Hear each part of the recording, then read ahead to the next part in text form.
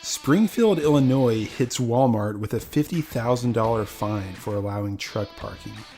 Safeway delivery drivers make history with a newly ratified union contract.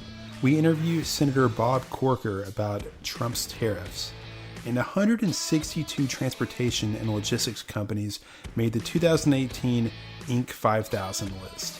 I'm JP. And I'm Chad. And we talk about all these issues and more on this week's episode of What the Truck.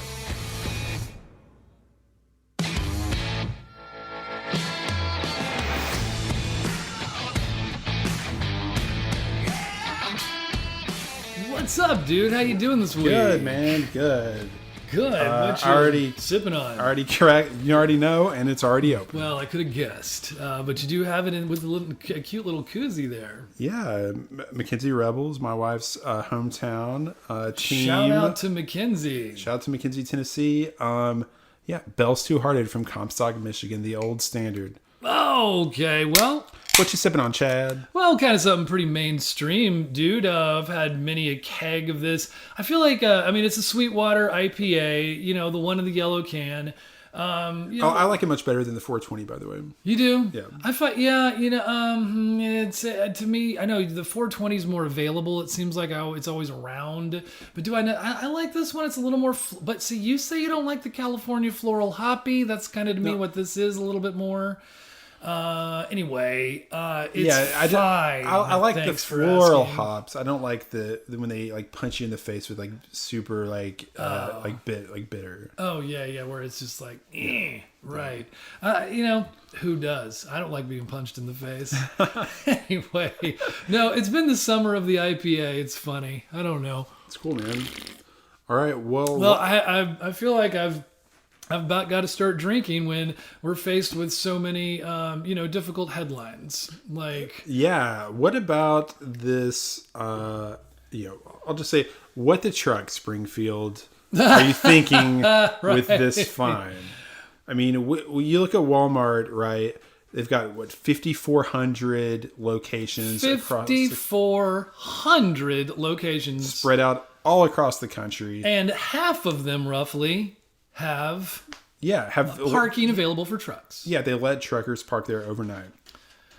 2,700 locations. And, this is kind of an interesting story to us because Walmart, a lot of times, they're kind of like, can't live with them, can't live without them. Carriers want the volume, the consistent volumes. They know they might get screwed on some. Well, specifically, let's say what the story is, right? Like what has happened? What is the town of Springfield, Illinois, done? Springfield has said that the Walmart in Springfield needs to lengthen the lines in the parking lot and do a couple of things, like have some response. A couple of piddly little landscaping things. Yeah. Walmart kind of blew them off and was like, "Hey, we're letting our truck drivers park here, like whether whatever. It's our we can't paint the lines yet. It's our property." And Springfield hit them with a $50,000 fine for not complying. And, it's just, like I said, like a lot of times with Walmart, in driver-centric stories, Walmart's kind of the bad guy, whether they're imposing these tight delivery windows where you pay a fine if you're early, pay a fine if you're late, But in this story, like,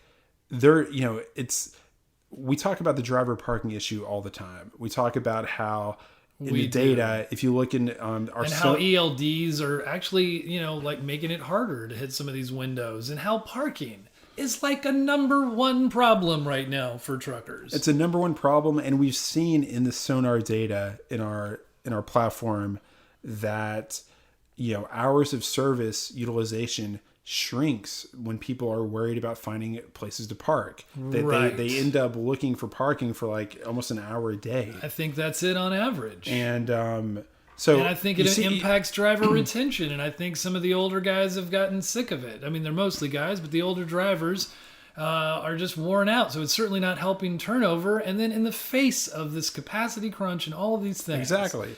And so you see one of the biggest shippers in the country with this really wide geographic footprint, distributed throughout all the population centers, the rural areas. I mean, they're offering up this parking, and these local city governments are, just trying to like, oh, let's hit up Walmart for 50 grand. Oh, Is that what they think that they're? I'm not. It seems just tone deaf would be, or did they not think that the media would really like know, or are they embarrassed now? They don't know the issue that they're interjecting themselves into. They might not. It's like a triangle too, if we think about this story, and that's kind of one of the things that I think particularly makes it interesting. It's like a love triangle. Well, not really, but it's it's the dramatic triangle, and it's Springfield, the town of Springfield, and it's drivers and truckers, and it's Walmart. And as you pointed out, Walmart in this case is kind of the good guy. I do want to have one critique though. I feel like about Walmart's position here, I feel like they're kind of in a lot of respects reluctant parking, reluctantly providing their lots with all of this parking. I feel like, in a lot of cases they have decimated, beautiful communities building their gigantic parking lots where they weren't always even wanted. It's the least they can do to make them, to utilize them for truckers, of which they use all the time. Right. And to their credit, like, there aren't that many shipper locations where, you bump the dock, you unload, and then you have, a nice, well-lighted, secure safe place to park. Which would make you more of a preferred shipper. And you're right. There's not enough of them. And of course, I'm sure, Walmart is open 24/7, and they're hoping you'll stop in and buy some of their stuff too. You know what? There is that, I think. But I remember a couple of years ago, I took the family out on this like RV trip, rented this Class C RV. It was just a jalopy. But anyway, I won't get into that. But one of the things I looked into... That sounds like a story for another episode. Right.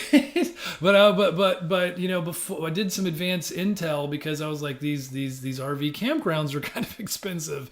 And I was like, well, Walmart has these free, but looking into it, really hard to plan around it. It's like on a case-by-case situation. You have to call the Walmart.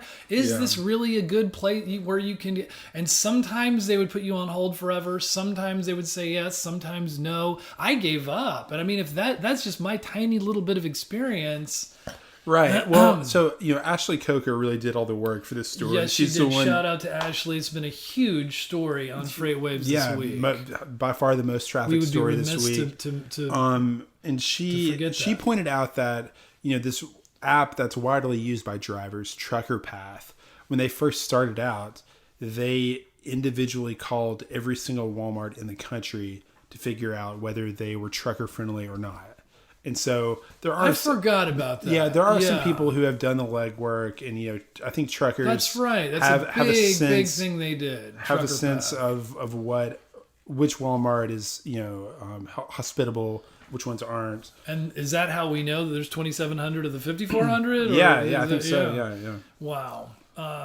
Well, that's a great driver story in terms of, hey, let's get behind them. Let's make some noise and let's fight. Maybe we can turn this into a positive of like, hey, everybody, bring attention to this issue. Right, because it's like, when you think about it, it's just, out of all of the ways that the federal and state governments are trying to make allowances to keep this economy rolling, to ease the capacity crunch, you have these little cities that are just doing these boneheaded things and overstepping their bounds and trying to tell a corporation what to do with its private property when it's being generous and trying to help out drivers. Excellent. It's crazy. I think that's a good summary of the story. Well said. The second story that we wanted to cover is actually also a driver-related story. Yeah, also by Ashley Coker. Not really a over-the-road, kind of Class A driver story, but this is about the Safeway delivery drivers who do last-mile grocery deliveries, right, to people's houses and stuff like that. It is. Yeah, it is the actually, kind of like the last mile delivery industry is an industry. Yeah, it's a huge industry. We don't often talk about these particular drivers, and there's a little bit of attention being given to it. Like, I think the California Supreme Court stuff actually indirectly perhaps touches on this issue, because of the abuses from the gig economy in using part-time employees. That's why this story's big. It's only 90 drivers that unionized for Safeway. 90. We wouldn't even consider that a big deal or little deal, right? But the implications is that, could this be a trend? Could others follow this? Like, in the end, what did these overworked drivers get? But they just got like slight bumps in pay that were like entirely justified. They get access to a little bit more, health insurance. They feel a little bit more sense of job security. These things. But what's interesting is that even in the most flexible, contingent, casual part of the gig economy, we're seeing that drivers actually still have like the leverage. Yes, leverage. That's what they're starting to have. That's really what's interesting about this story. That's right. I totally agree. Because when you look at the last mile landscape, you see government employees like USPS, right, the Postal Service. Yes. You see unionized employees like UPS. You see XPO that has its own little niche of handling the big, bulky, awkward home, your refrigerator, your washer and dryer, that kind of stuff.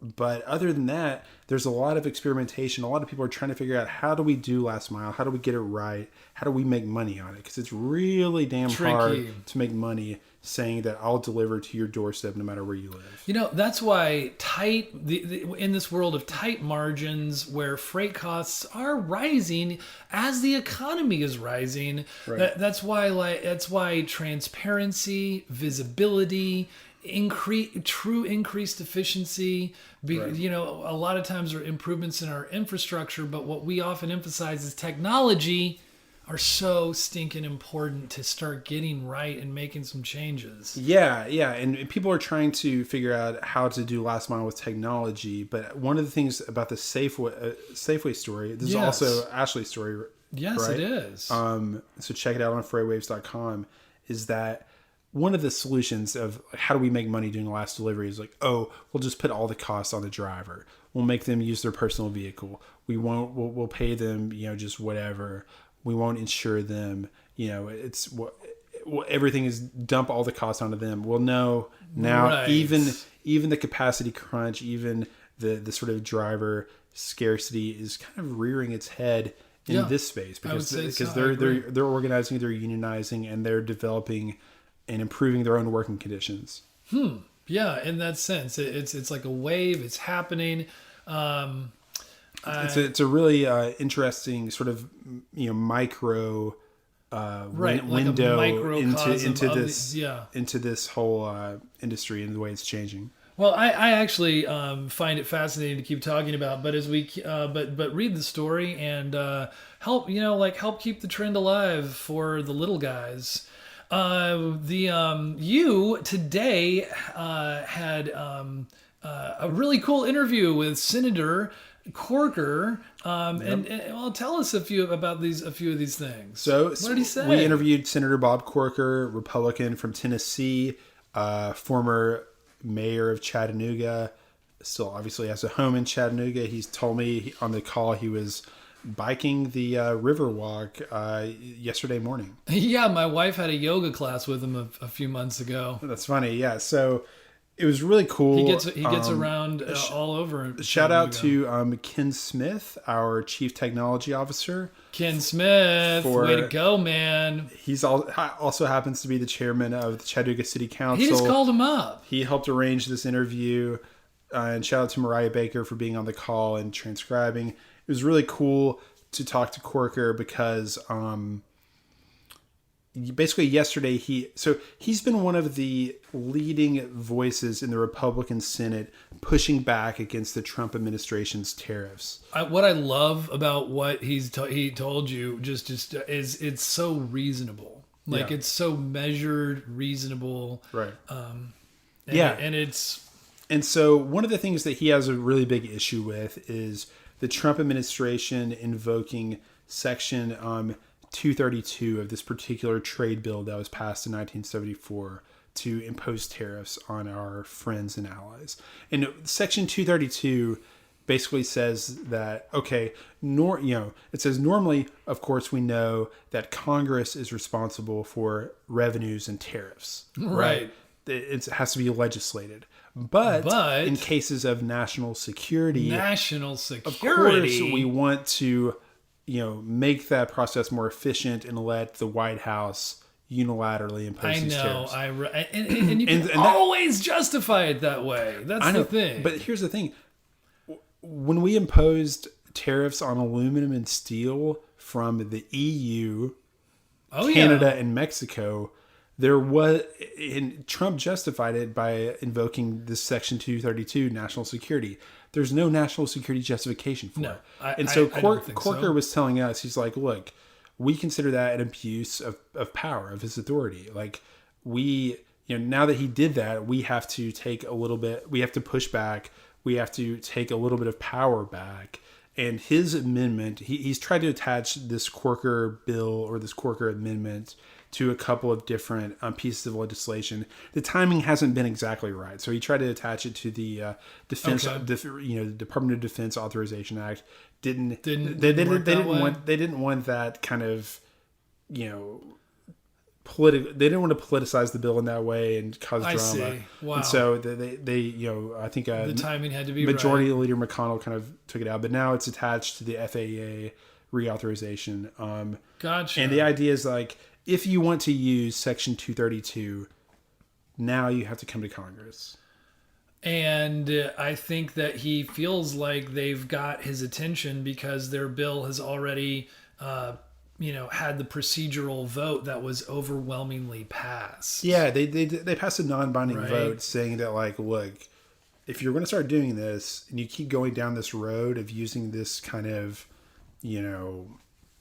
BS justification for these tariffs, we're eventually going to step in and do something. Going deeper and deeper into this this hole. He had a lot of things to say about just the his frustration with the administration's approach to these tariffs. He said that the quote was "ready, fire, aim." Like they don't, because I was like, that's how the president's currently. There's no strategy. It's just ready, fire, aim. Yeah. So the first question I asked Senator Corker was, "What is the administration's end goal with these tariffs? What's their objective?" And he was like, "Well, He said, "Well, they can't. Good question. They can't articulate it, so therefore, certainly, I can't articulate it." He's like, "They don't know what they're doing. They say they're doing it to get leverage on these countries, but they can't even." We can speculate, but they don't know either. Yeah, and so he said they can't even define the behavior changes they want from our trading partners at the end of this process. So, that was interesting. I think. I'm sorry. Go ahead. No, go ahead. It reminds me. This hasn't gone well. The severe trade approach in 1980 with Jimmy Carter, when he tried to severely restrict trade with Russia over grain, I believe it was, that went terribly wrong for the Carter administration and really for the U.S. If for nothing else, like we began to show that we're not a reliable trade partner. Right. History is repeating itself. We have not learned from the mistakes of the past. And you know what happened in that case is Brazil and other suppliers immediately stepped in. Yep. And that actually helped establish their very industries today. Right. And that's one of the really, I think, insightful points that Senator Corker made was that once you put tariffs on somebody and they retaliate, like who gets punished? But that's everybody does. Right. But like, for example, I don't know what Corker's point was. I'm sorry to. Yeah. So in the case of the retaliatory tariff that China put on U.S. agricultural products, including soybeans. Now they're getting their soybeans from Brazil. Right. Right. And the Trump administration is subsidizing soy farmers. Yeah. Is that really? That's a whole other thing. But like basically he's saying that once those markets shift, and the supply chains shift, they're gone. They don't come back. Not anytime why soon. would they? Yeah. And that's one of the concerns I remember reading in the interview that that Corker has is like, can we get this passed, because we don't want to be midstream. Yeah. We want, as I understand, he was like, let's stop it before it gets going. Yeah. And that's what he said too. He said, I'm 65 years old. I've never witnessed like a full-fledged trade war in my lifetime. I don't exactly know, what it looks like and how to recognize, the inflection point or the tipping point. But he said, my sense is that they start off gradually, then something occurs and relations deteriorate very rapidly, and there's a lot of economic damage. Whew.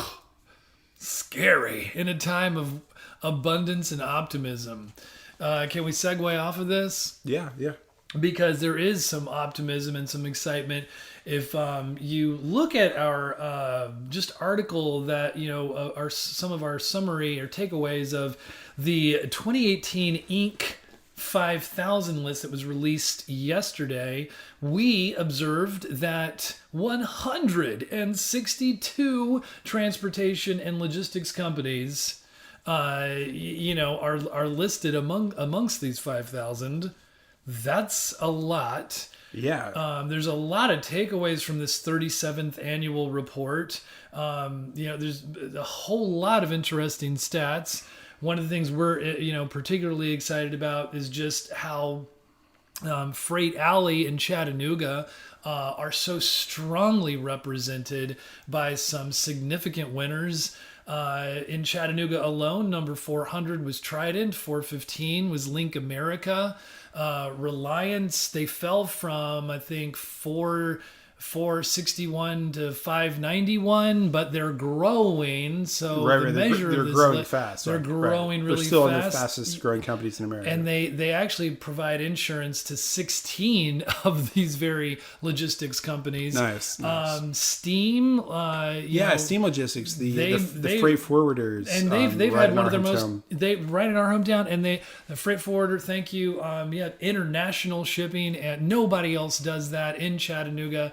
It's a difficult industry to crack. Yeah, it's super labor intensive, super complex. And even though they're in the 1400s on the list, they have had an exceptional 2018, lots of growth, and expected to continue to be explosive. So that's just right here in Chattanooga. But do you want to give us an overview of the list? Yeah, so Chad, this was your article. I would just recommend our listeners check out that article. There's a really cool map that shows the distribution of the transportation and logistics companies in America that made the list. And you can see what's so cool about this industry. It's a cool interactive map. You can look at it in a lot of ways. Yeah, and you can pick it by like sector or whatever, a geographic area, etc. But if you look at just the transport and logistics companies, they're really widely distributed across America. This isn't like, the software in Silicon Valley or the finance in New York.